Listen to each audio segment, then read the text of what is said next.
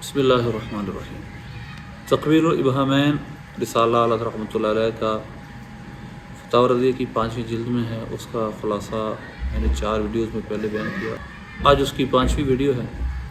اس میں بھی انشاءاللہ ہم بہت مفید اللہ رحمۃ اللہ علیہ نے جو باتیں لکھی ہیں ساری مفید ہیں، ان میں سے زیادہ اہم باتیں آپ کے سامنے پیش کروں گا میں۔ اللہ رحمۃ اللہ علیہ کی جو آخری ویڈیو میں نے بحث کی تھی اس رسالے کی، وہ یہ تھی کہ شدید ذوف جو ہوتا ہے اس کے باوجود بھی روایت فضائل میں معتبر ہے، اگرچہ امام ابن حجر عسقلانی رحمۃ اللہ علیہ اس کے اندر شرائط رکھتے ہیں، لیکن بہرحال اللہ رحمۃ اللہ علیہ فرماتے ہیں صفحہ نمبر 532 پر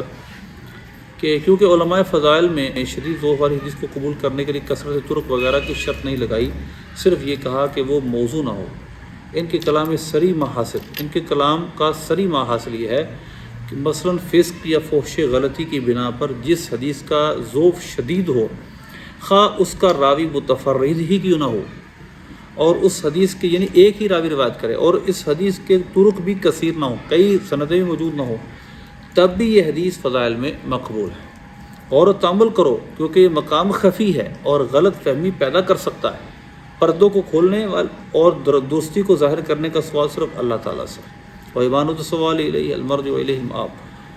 تو لہذا اب ذرا غور طلب بات یہ ہے کہ رحمۃ اللہ علیہ نے یہاں پر یہ بات ثابت کی ہے کہ شدت ذوف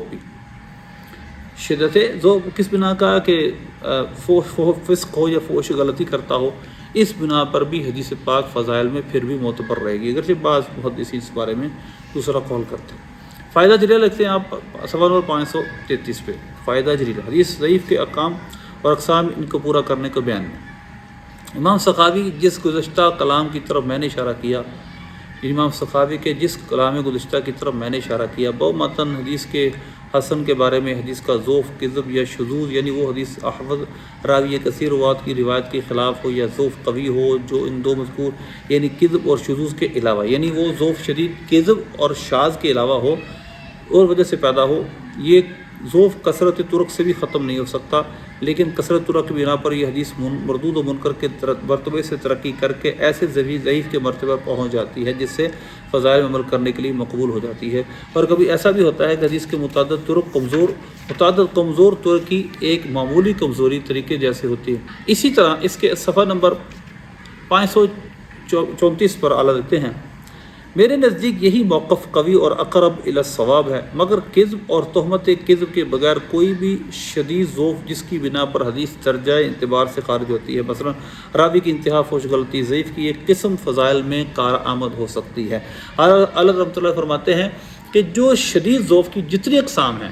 ان میں صرف 2 قسمیں ایسی ہیں جن کی وجہ سے ان پر ہم عمل نہیں کر سکتے، ایک کذب اور دوسری تہمت کذب۔ باقی فضائل کی بات تو اس میں ہر حدیث کار آمد ہے فضائل کے اندر، جیسا کہ عام علماء کے کلام سے حاصل ہے، اور یہی موقف دلیل و قواعد سے مطابقت رکھتا ہے، یہی دلیل اور قاعدے کے تحت ہے۔ مگر شیخ الاسلام سے ایک روایت اور امام سخاوی کی طرف ان کے پیروکار حضرات سے یہ قسم فضائل میں معتبر نہیں، یہ ایک الگ قسم ہے۔ لیکن بہرحال اللہ رحمۃ اللہ فرماتے ہیں کہ جو فضائل میں معتبر ہے وہ روایت شدید ذوف کی کیوں نہ ہو، اگر وہ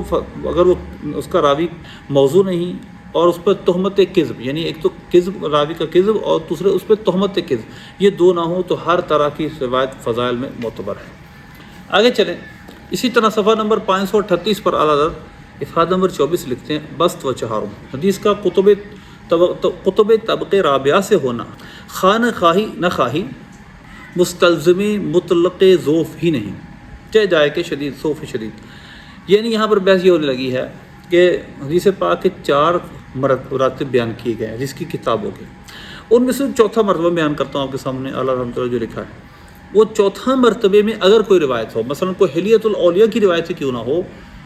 اس کو بھی ہم یہ نہیں کہہ سکتے کہ اس کتاب میں ہونا مطلقاً مستلزم ذوف بھی نہیں،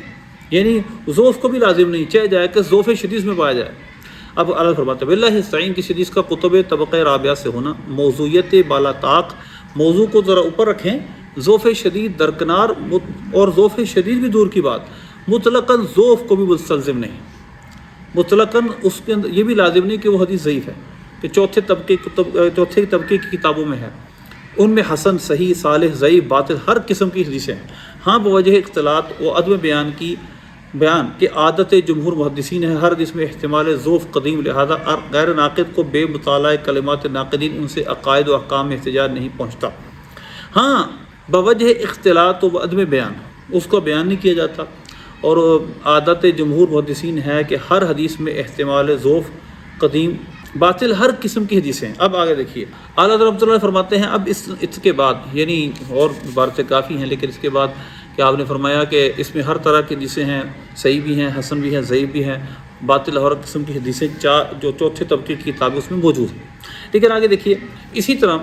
آپ دیکھیے نقطہ نمبر 5 خامساً انہی شاہ سمی شاہ ولی اللہ محدث دہلوی نے حجت اللہ البالغہ میں سنن ابو داؤد ترمذی نسائی کو طبقہ ثانیہ، مصنف عبدالرزاق ابوبکر ابن شیبہ تصانیف ابو داؤد طیالسی، امام بہقی طبرانی کو طبقہ ثالثہ اور کتب ابو نعیم کو طبقہ رابعہ میں گنا۔ اب ذرا غور کیجیے گا، پہلے طبقے میں صحیح بخاری صحیح مسلم، دوسرے طبقے میں سنن ابو داؤد ترمذی وغیرہ باقی سیاستہ، اور تیسرے طبقے مصنف عبدالرزاق ابوبکر ابن شیبہ تصانیف ابو داؤد طیالسی ان کی تصانیف، امام بہقی امام طبرانی کی تصانیف، اور اس کے بعد چوتھے طبقے میں امام ابو نعیم کو شمار کیا۔ اب آگے چلیے سادساً پوائنٹ یہ ہے کہ یہ کہتے ہیں کہ شاہ صاحب نے لکھا ہے کہ کسی کا طبقات رابعہ میں ہونا، یعنی کس حدیث کا چوتھے طبقے کی جس میں کتاب میں ہونا، یہ اس کی ضعیف ہونے کی دلیل، الگ ایسا کچھ نہیں ہے۔ بلکہ دیکھیے اب یا تو شاہ صاحب معاذ اللہ خود کلام اپنا نہ سمجھتے، یا انہوں نے خود اپنا کلام نہیں سمجھا، یا صفحائے ناحق تحریف معنوی کر کے احادیث طبقات رابعہ کو محمل و معطل ٹھہرانا ان کے سر کیے دیتے ہیں، یا یہ جو بیوقوف ہیں، یہ جو وہابی قسم کے لوگ ہیں، یہ معنوی تحریف کر کے اس چوتھے طبقے کی حدیث کو محمل اور معطل بتا کر اور معاذ اللہ فضول بتا کر ان کے سر یہ الزام ٹھہراتے ہیں شاہ صاحب۔ حالانکہ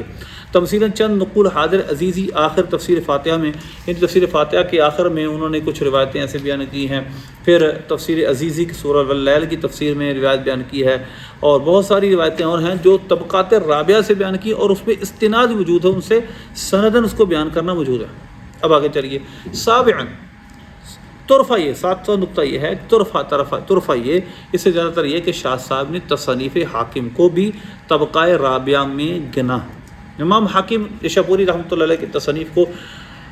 شاہ صاحب نے چوتھے طبقے کے اندر شمار کیا، حالانکہ بلا شبہ مستدرک حاکم کی اکثر احادیث اعلیٰ درجے کی صحیح و حسن، اعلیٰ درجے کی صحیح اور حسن ہیں، بلکہ اس میں صدہا حدیثیں، کئی 100 حدیثیں برشرط بخاری و مسلم صحیح ہیں۔ قطع نظر اس سے کہ تصانیف شاہ صاحب میں کتب حاکم سے کتنے استناد ہیں، کتنے اسناد موجود ہیں، کتنی سندوں کے ساتھ، اور کتنی جگہ دلیل پکڑی ہے شاہ صاحب نے امام حاکم کی، بڑے شاہ صاحب کی ازالۃ الخفا اور قرۃ العینین میں تو مستدرک، یعنی مطلب یہ ہے کہ شاہ صاحب، بڑے شاہ صاحب جو ہیں شاہ ولی اللہ صاحب کی ازالۃ الخفا قرۃ العینین میں مستدرک، اور بہت ساری کتابوں سے فضائل کے اندر خود احکام، فضائل بلکہ خود احکام کے اندر بھی روایات لی گئی ہیں، لہذا کسی کا کتب رابعہ میں سے ہونا، چوتھے درجے کی کتاب میں سے ہونا، اس کی موضوع ہونے کی دلیل نہیں۔ پھر آپ امام ذہبی رحمۃ اللہ علیہ کی شاہ ولی اللہ صاحب نے جو عبارہ ذکر کی وہ بھی ذکر کرتے ہیں۔ آگے چلیے اب امام حاکم رحمۃ اللہ علیہ کی تصنیف کے بارے میں اعلیٰ حضرت ایک موقف بیان کرتے ہیں، اعتماد نہ باید کرد مگر بعد از دیدن تلخیص ذہبی۔ شاہ صاحب نے لکھا ہے کہ امام ذہبی کی تلخیص جب تک نہ دیکھ لی جائے تو امام حاکم کی تصنیف پر اعتبار نہ کیا جائے۔ 546 نمبر صفحے پر یہ بات لکھی ہے۔ لیکن ذہبی گفتاز کے حلال نیز کثیرہ کے بر تصحیح حاکم غرہ شود کہ امام حاکم کی تصحیح پر کوئی کفایت نہ کرے تا وقت کے تعقبات تلخیصات مرا نہ بیند، جب تک کہ تلخیصات اور تعقبات کتاب جو ہے اس کو نہ دیکھ لے، ٹھیک ہے۔ وہ نیز گفتاز کے حدیث بسیار دست مدرک در مستدرک بر شرط صحت نیز، اور یہ بھی کہا ہے کہ بہت ساری حدیثیں جو مستدرک میں ہیں وہ شرط صحت پہ نہیں بلکہ بعض از حدیث موضوع نیست، بعض کچھ حدیثیں موضوع بھی ہیں کہ تمام مستدرک بہاں معیوب گشتہ، اس وجہ سے جس کی وجہ سے تمام مستدرک معیوب ہو گئی ہے، تو لہذا ضروری ہے کہ ہم عبارات کو دیکھیں اور اس کے اندر امام ذہبی کی پھر تعقبات و تلخیصات کتاب کو بھی دیکھیں۔ لیکن آگے چلیے اعلیٰ فرماتے ہیں عبارت سے ظاہر ہوا کہ وجہ بے اعتمادی یہی اختلاط صحیح و ضعیف ہے، یعنی کیوں اعتماد نہ کیا جائے کیونکہ صحیح و ضعیف مکس ہو گئی ہیں، لہذا ہمیں اعتماد کرنے کے لیے سند دیکھنی پڑے گی، اگرچہ اکثر صحیح ہی ہوں، جیسے کہ مستدرک جس میں 3 ربع یعنی 1/3/4 کتاب کی قدر احادیث صحیح ہیں، نہ کہ سب کا ضعیف ہونا چاہے جائے ضعف شدید، مطلب یہ ہے کہ طبقات رابعہ میں مستدرک امام حاکم کی مستدرک میں بھی ہونا یہ کوئی ضعیف کی نشانی نہیں ہے، اس کی سندیں دیکھی جاتی ہیں۔ بالجملہ اس 547 صفحے لکھتے ہیں، بالجملہ حق یہ ہے کہ مدار اسناد و نظر و انتقاد یا تحقیق نقاد پر ہے، کہ اعتماد یہی ہے کہ سند دیکھی جائے، نظر و انتقاد، نقد اور نظر کیا کی گئی اس پہ، تحقیق نقاد لوگوں نے اس پہ کیا تحقیق کیا ہے اس کی سند پر یہ دیکھا جائے، نہ فلاں کتاب میں ہونے فلاں میں نہ ہونے پر قلم دراعت رقم، نہ یہ کہ ہم اپنی قلم کو اس پر لگا دیں کہ بھئی فلاں کتاب میں ہے تو ہم مانیں گے، فلاں میں نہیں مانیں۔ جب اس محل پر آیا فیض کرم و کرم قدم نے جوش خوش فرمایا، اس مقام و مرام طبقات حدیث کی تحقیق جزیل و تدقیق جمیل فقیر ذلیل غفر له المولا الجلیل پر فائد ہو گئی، کہ اگر یہاں پر اراد کرتا تو اتناب کلام وہ ابعاد مرام سامنے تھا، لہذا اسے بے توفیق تعالی رسالہ مفردہ بلحاظ تاریخ مدرجہ طبقات الحدیث، یعنی آج فرماتے ہیں میں نے اس پر بہت لمبا کلام کر سکتا تھا، اس محل پر آیا بفیض و کرم و کرم قدم پرانے فیض اور فیض کرم اور پرانے کرم نے خوش فرمایا، اس مقام و مرام طبقات حدیث، یعنی ہماری جو یہاں پر مقام ہے، جو ہماری مراد ہے حدیث کی طبقات کی تحقیق جزیل اور تدقیق جمیل، خوبصورت اس کی باریک تحقیق، فقیر سے اپنی طرف اشارہ کرتے ہیں، اللہ ان کی مولا جلیل ان پر فائز ہوگی، یعنی مولا جلیل ان کی بخشش کرے، اور یہ یہاں پر تحقیق ہو گئی۔ اگر یہاں اراد کرتا، یہاں وارد کرتا، پوری تحقیق وارد کرتا تو کلام لمبا ہو جاتا، ابعاد مرام اور مراد دور چلی جاتی، لہذا کہتے ہیں میں نے اس کو الگ سے رسالہ لکھ دیا، طبقات مدارج طبقات الحدیث۔ اب دیکھیے افادہ نمبر دیکھیے 25، کتب موضوعات میں کسی حدیث کا ذکر ہونا مطلقاً ذوفی کو متلزم نہیں، یعنی کسی حدیث کا ان موضوع کتابوں کے اندر ہونا جس میں موضوعات جمع کیا گیا، یہ بھی کوئی ذوف کو مستلزم نہیں ہے۔ اب دیکھیے کتابیں بیان احادیث موضوع میں تالیف ہوئیں دو قسم کی ہیں، ایک وہ جن کے مصنف نے خاص ارادے موضوعات کے انتظام کیا، بعض نے کہا ہم اس میں صرف موضوعات لائیں گے، جیسے موضوعات ابن جوزی، اباطیل جوزقانی، موضوعات سغانی۔ ان کتابوں میں کسی حدیث کا ذکر بلا شبہ یہ بتائے گا کہ مصنف کے نزدیک موضوع ہے جب تک صراحۃ نفی موضوع نہ کر دی۔ ایسی ہی کتابوں کی نسبت یہ خیال بجا ہے کہ موضوع نہ سمجھتے تو کتاب موضوعات پہ کیوں ذکر کرتے، پھر اس سے بھی صرف اتنا ثابت ہوتا ہے کہ ذوب مصنف میں موضوع ہے، مصنف کے نزدیک موضوع ہے، با نظر واقع عدم صحت بھی ثابت نہ ہوگا، نہ کہ ذوف، نہ کہ سقوط، نہ کہ بطلان۔ اگر حقیقت میں دیکھا جائے تو عدم صحت بھی ثابت نہیں ہوگا، ذوف بھی ثابت نہیں ہوگا، سقوط بھی ثابت، بطلان بہت دور کی بات ہے، کیونکہ ان کتب میں احادیث ضعیفہ درکنات بہت ساری حسان و صحاح بھر دی گئی ہیں، مصنف کے نزدیک موضوع ہیں لیکن حدیث نہیں صحیح ہے، محض بے دلیل ان پر حکم وضع لگا دیا، بے دلیل کے بغیر ان پر حکم وضع لگا دیا، جسے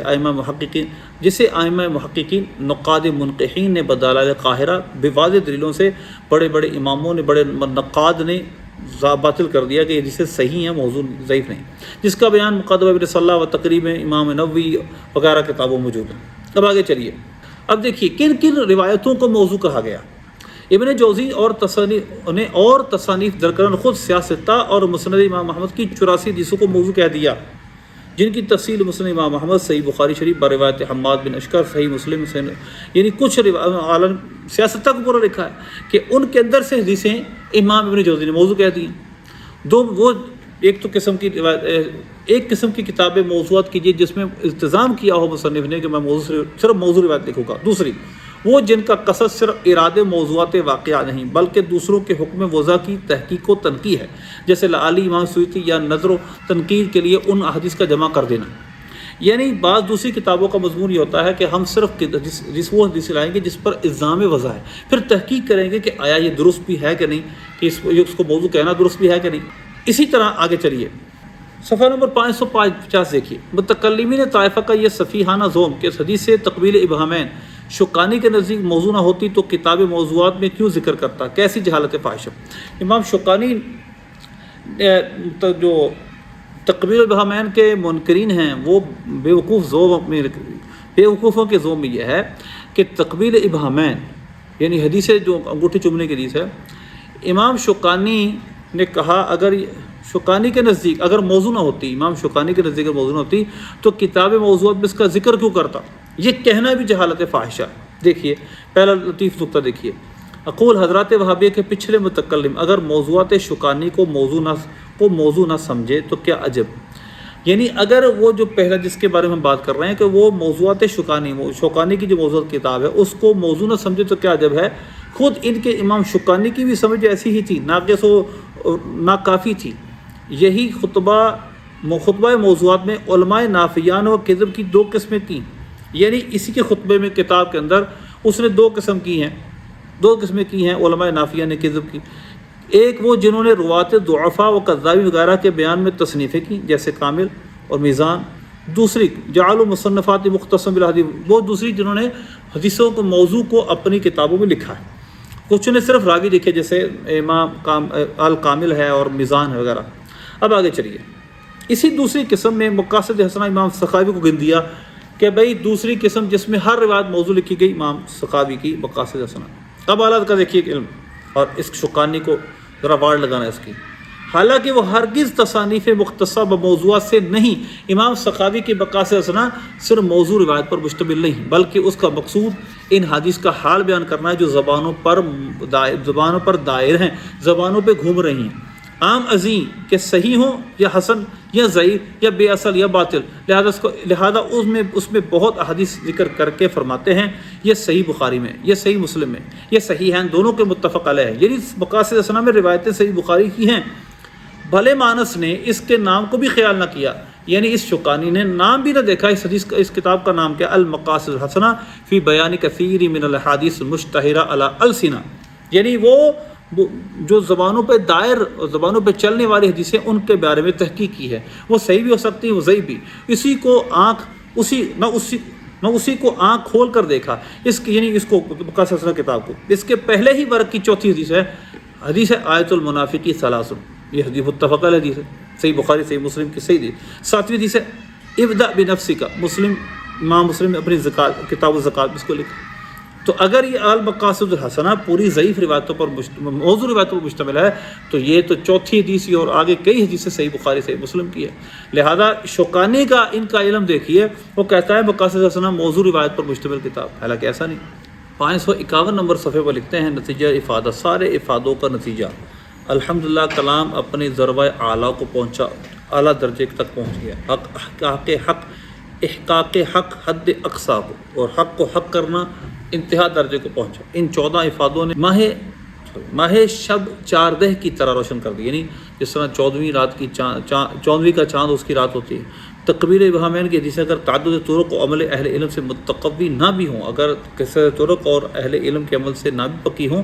تو انتہا درجے کی ضعیف و ضعف خفیف، انتہا درجہ ضعف ضعیف، انتہا درجہ ضعیف بضعف خفی، ہلکا سا ضعف، فضائل اعمال با اجماع علماء محدثین و فقہا دونوں کے نزدیک مقبول و کافی، ثبوت استحباب عمل کے لیے مفید و وافی، مستحب ثابت ہو جاتا ہے۔ منکرین کی ساری چہمگوئیاں کہ ان کے ابطال و امحال کے لیے تھیں، اس کو محمل بیکار اور باطل کرنے کے لیے تھیں، اپنی سزائے کردگار کو پہنچی۔ اب آجیے آپ 26 نمبر افادہ لکھتے ہیں، ایسی جگہ اگر سند کسی قابل نہ ہو تو صرف تجربہ ہی سند کافی، یعنی اگر صرف تجربہ ہی ہو جائے تو ایسی جگہ اس سے بھی عمل ثابت ہو جاتا ہے، صحیح ثابت ہو جاتی ہے۔ دیکھیے بالفرض ایسی جگہ ضعف السند ایسی ہے کہ حد پر ہو، اصلاً قابل اعتماد نہ رہے، مگر جو بات اس میں مذکور ہوئی وہ علماء صلحاء کے تجربے میں آ چکی تو علماء کرام اس تجربے ہی کو سند کافی سمجھتے ہیں۔ آخر سند کذب واقعی کو مستلزم نہ تھا، یعنی حاکم نے مطلب یہ ہے کہ آخر سند کذب واقعی کو مستلزم نہ تھا، اگر سند میں کوئی راوی جھوٹا بھی ہوتا تو وہ یہ تھوڑا تھا واقعی میں جھوٹا ہے، بلکہ ہم نے صرف اس کے ظاہری حالات کو دیکھا اور جب تجربہ کیا تو بات ویسے نکلی، ثابت ہو گئی۔ ائمہ جرح تعدیل نے عمر بن ہارون کو سخت شدید طعن متروک بلکہ متہم بالکذب تک کہا، 552 نمبر صفحے 12 لکھتے، یعنی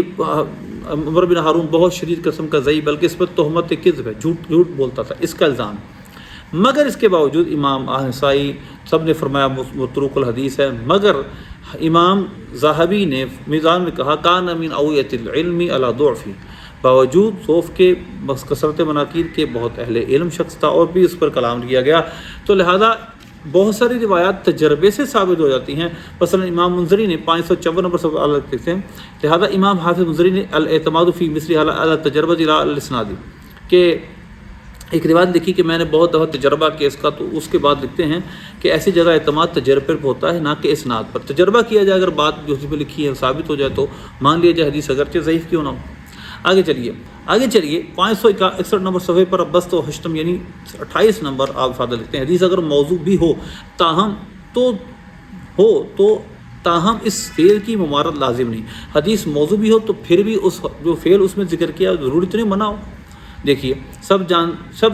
جانے دیجیے، اپنی خاطر پورا تنزل کیجیے، پورا نیچے آ جائیے، بالفرض حدیث موضوع باطل ہی ہوتا، ہم موضوعات حدیث عدم حدیث نہ کہ تاہم موضوعات حدیث عدم حدیث ہے، یعنی موضوع ہونا اس کا مطلب حدیث نہیں ہے، نہ کہ حدیث عدم، نہ یہ کہ عدم حدیث عدم کا حدیث ہونا، نہ کہ حدیث عدم۔ اس کا اصل صرف اتنا ہے کہ اس بارے میں جو کچھ وارد نہ ہوا، نہ یہ کہ انکار و منع وارد ہوا، یہ کہ اس کے بارے میں حدیث میں کہا کچھ نہیں گیا، حدیث کے بارے میں جو کہا جا رہا ہے حدیث میں نہیں آیا، بس اتنی بات ہے، حدیث عدم ہے۔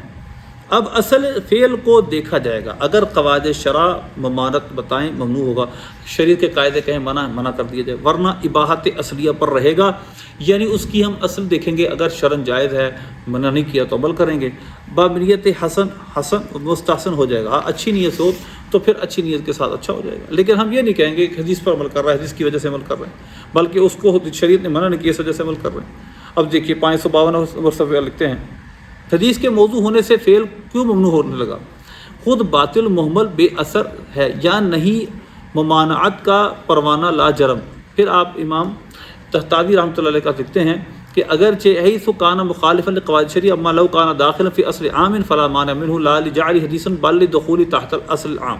کہ اگر کوئی فعل اس پر ایک حدیث وارد ہوئی وہ موضوع ہے، لیکن اس میں جو بیان کردہ چیز ہے وہ اصلاً مباح ہے، یعنی شریعت نے اس کو حرام نہیں کیا، تو اس کو عمل کر لیا جائے، اس وجہ سے نہیں کہ حدیث میں، اس وجہ سے کہ شریعت نے اسے منع نہیں کیا، تو آخر جو بھی کر لیا جائے تقبیر الابہامین کسی روایت سے منع اس کا ثابت نہیں ہے۔ تو اعلیٰ فرماتے ہیں کہ حدیث کا موضوع ہونا یا باطل ہونا صرف اس بارے میں جو حدیث وارد ہے اس کے تک موقوف رہے گا، کہ فعل کے بارے میں جو روایت ہے اس کی سند ٹھیک نہیں، دیکھا جائے گا کہ وہ عمل قواعد شریعت کے مطابق ہے یا نہیں ہے، تو عمل کیا جائے گا، ورنہ نہیں۔ اللہ سے دعا عمل کی توفیق عطا فرمائے۔ صفحہ نمبر 580 پہ لکھتے ہیں، فائدہ نفیسہ، فضیلت اور افضلیت میں فرق ہے،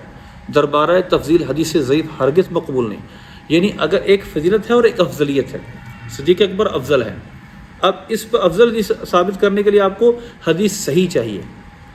تحقیق والی حدیث چاہیے۔ اعلیٰ رحمۃ اللہ اپنے مطلع القبر میں قبرین میں اس کی آپ نے وضاحت کی ہے، تو لہذا آپ اس کے اندر ایک نفیس فائدہ اس رسالے میں لکھتے ہیں 580 نمبر صفحے پر کہ فضیلت اور افضلیت میں فرق ہے، فضیلت میں اور افضلیت میں زمین و آسمان کا فرق ہے، وہ اسی باب سے ہے جس میں ضعاف بالاتفاق قابل قبول اور یہاں بالاجماع مردود نہ قبول، یعنی یہ اس باب سے ہے، چیپٹر سے ہے، جہاں ضعیف فضائل میں تو معتبر ہے بالاتفاق، لیکن افضلیت میں بالاجماع مردود و نامقبول ہے، حدیث ضعیف وہاں قبول نہیں ہے۔ اقول پھر آپ لکھتے ہیں جس نے قبول ضعاف میں فضائل کا منشا کے افادہ سابقہ میں روشن بیانوں سے گزرا ذہن نشین کر لیا، اب اس فرق کو بنگاہ اولی سمجھ سکتا ہے کہ قبول ضعاف صرف محل نفع و بے ضرر میں ہے، جہاں